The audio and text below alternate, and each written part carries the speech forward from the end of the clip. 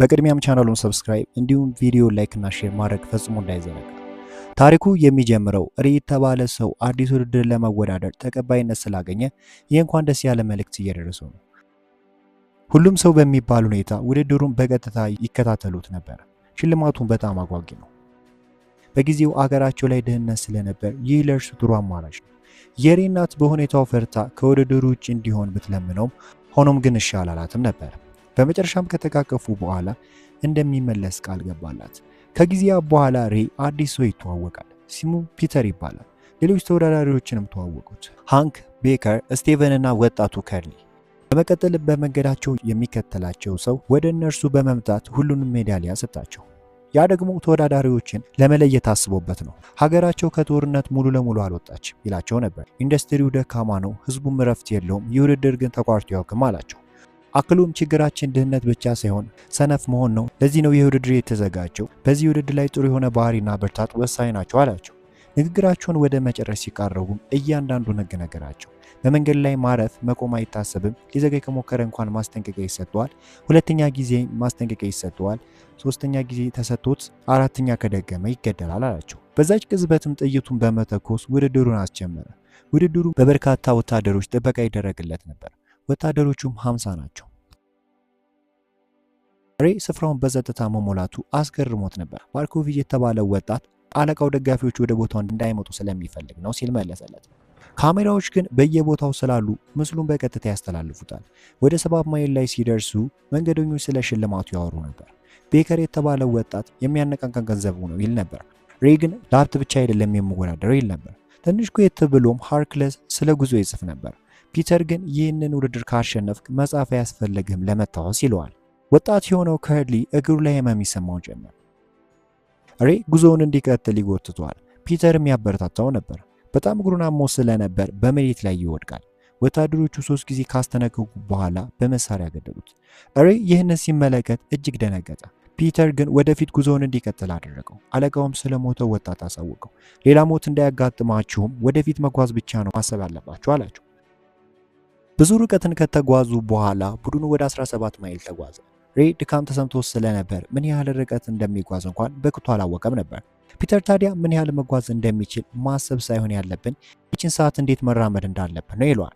ሰዓታት እየነጎዱ በሄዱ ቁጥር ፒተር፣ ሪ፣ ባንክ እና ቤከር ጥሩ ጓደኝነት ፈጠሩ። ሁሉም ነገር በጥሩ ሁኔታ እየሄደ በነበረበት ወቅት በወቅቱ የነበረው ሙቀት ጨምሮ ስለነበር አንዱ ተወዳዳሪ በመንገዱ ላይ ይወድቃል። ሁሉም አስተውለውት ነበረ። ማርኮቪች የተባለው ወጣት ግን እየሳቀ ረግጦት ይሄዳል። ማስጠንቀቂያ ከሰጡት በኋላም ጨረሱት። የሚገርመው ነገር ግን ማርኮቪች ይስቅ ነበረ። ለሁሉም አንድ ሰው ተቀነሰም ይል ነበር። 25 ማይል ሲደርሱ ማርኮቪች ራንክን የተባለውን ወጣት ያሾፉበት ጀመረ። በመቀጠልም እናቱን ይሰርብበታል። ራንክ ተናዶ ሊመታው ሲል ስቶት ከመንገድ ላይ ይወድቃል። በዛ ምክንያትም ወታደሮቹ ገደሉት። ፒተር ማርኮቪችን ለልጁ ሞት ምክንያት አንተ ነህ ይለዋል። ከጊዜያት በኋላም ተወዳዳሪዎቹ እጅግ ድካም ውስጥ ይገባሉ።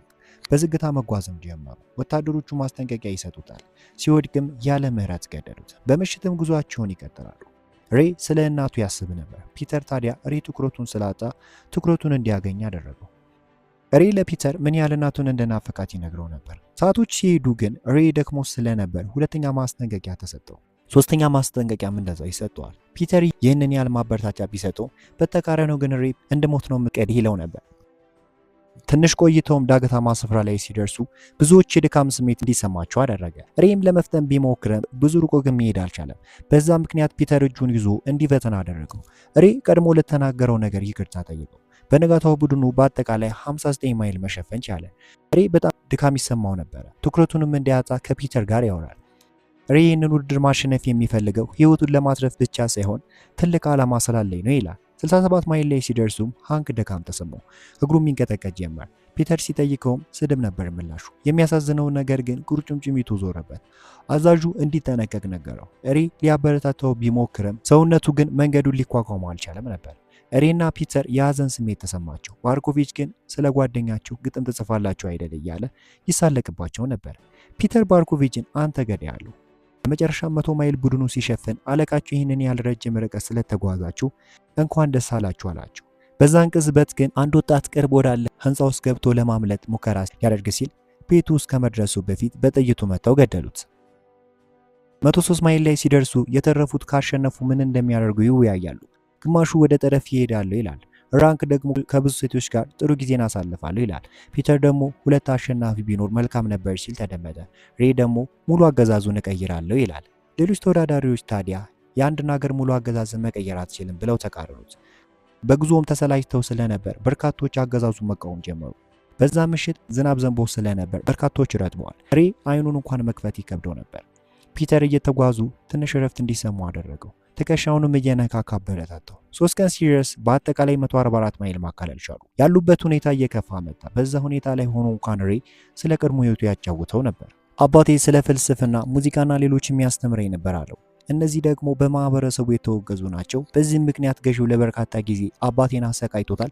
አባቴም ይህንን ባለመስማቱ ህይወቱ አልፏል አለው። ሬ ዋነኛ ይህንን ውድድር የተቀላቀለበት ምክንያትም ገዢውን በመግደል ለመበቀል ነው። ይህንን በዝባዥማ መግደል አለብኝ ይለዋል። ወደ 170 ማይል ሲሸፍኑ ሁሉም ማለት በሚባል ሁኔታ ተዳክመው ወታደሮቹን ይለምኑ ጀመር። ወታደሮቹ ግን በያዙት ታንክ ከማስፈራራት ውጭ አልሰሟቸውም። በመሃል ታዲያ አንድ ተወዳዳሪ ልብሱን አውልቆ ወደ ሌላ አቅጣጫ ሲጓዝ ወታደሮቹ ያለማመንታት ገደሉት። 201 ማይል ሲሸፍኑ ስቲቨን ወደ ሬ በመጠጋት ሃንክ ሊያበቃለት እንደሆነ ነገረው።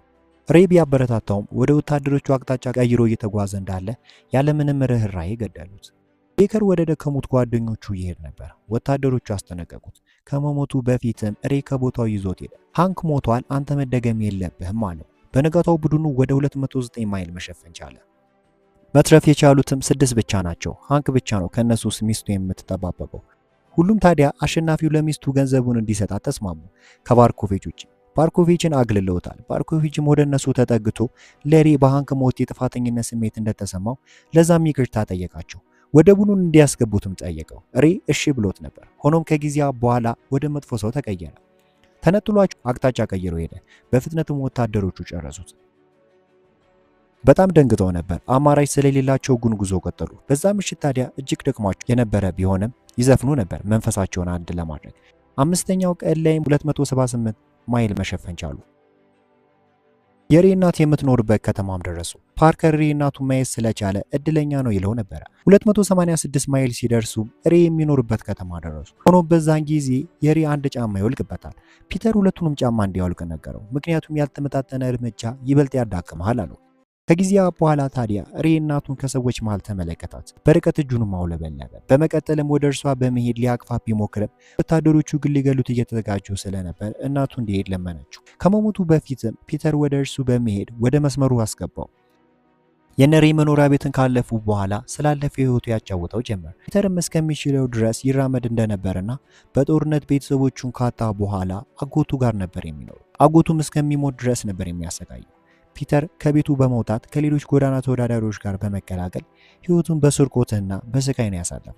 ከአንድ ሰው ጋርም ተደባድቦ ልጁ በቢላ ወቅቶት ራሱን በሆስፒታል አግኝቶታል። ሆኖም ያጠቃውን ሰው ሳይሆን የወቀሰው ራሱን ነበር። ከዚህ በኋላ ምንም ነገሮች ቢጨልሙ ብርሃንን ማፈላለግ እንዳለበት ተረዳ። ይህንን ውድድር ካሸነፈም በጎዳና ያሉ ሰዎችን ለመርዳት ዓላማዬ ነው ሲል ተናገረ። በዚህ ንግግርም ሬ ልቡ ተነካ። 306 ማይል ላይ ሲደርሱ ስቲቨን ከዚህ በኋላ እርስ በርስ መረዳት የለም አለ። ሁሉም ተስማምተው ነበር። ሆኖም ወቅቱ አስቸጋሪ ነበር። ከጊዜ በኋላም የቤከር አፍንጫ ይደማ ጀመር። በህጉ ምክንያትም ማንም አልረዳው። ፓርከር የተባለው ወጣትም ወደ ወታደሮቹ ሄዶ ሊጠይቃቸው ሲል ያለ ርህራሄ ገደሉት። በዛ ምሽት የቤከር አፍንጫ በጣም መድማቱን ቀጠለ። ፒተርና ሬ ህጉን በመጣስም እርዳታ አደረጉለት። ቤከር ግን ህይወቱ እንዳበቃለት ተረድቷል። ሀብሉን በእጃቸው ሰጥቶ ለአያቱ እንዲሰጡለት ጠየቃቸው። ሲገድሉትም ወደ ኋላ ዞሮ እንዳይመለከቱት አስጠነቀቃቸው። ሊያግዙ ቢሞክርም እርሱ ግን አልፈለገም ነበር። ወታደሮቹም ያለ መራራት ጨረሱት። ሲመሽም ለ326 ማይል መጓዝ ቻሉ። ሬ፣ ፒተር እና ስቲቨን ቀሩ። አዛዡ እየተመለከታቸው ድልድዩን ይሻገሩ ነበር። ሬ አዛዡን ይሳደብ ነበር። ስቲቨን ታዲያ በጣም ደግሞ ስለነበር መልካም ዕድል በመመኘት ወደ ኋላቸው ቀረ። በዛ ምክንያትም ገደሉት። አሁን ሬ እና ፒተር ቀሩ። በዛ ምሽት ዝናቡ በጣም ይዘንብ ነበር። ፒተር መጀመሪያ ላይ ትንሽ ፍርሃት ተሰምቶት ነበር። ሆኖም በርካቶች ሲሞቱ ለሁሉም ሞት እንደማይቀር ከተረዳ በኋላ ፍርሃቱ ጠፋ። 331 ማይል ላይ ሲደርሱ ደጋፊዎች ይመለከቱ ነበር። ፒተር ግን በመሃል ሬ እንዲያሸንፍ አውቆ ሊቆም ወሰነ። ሬ ግን አብሮ እንዲጓዙ በማድረግ ፒተርን አስቆመ። ፒተር እየተጓዘ በነበረበት ወቅት ሬ ከኋላ ቀርቶ ነበር።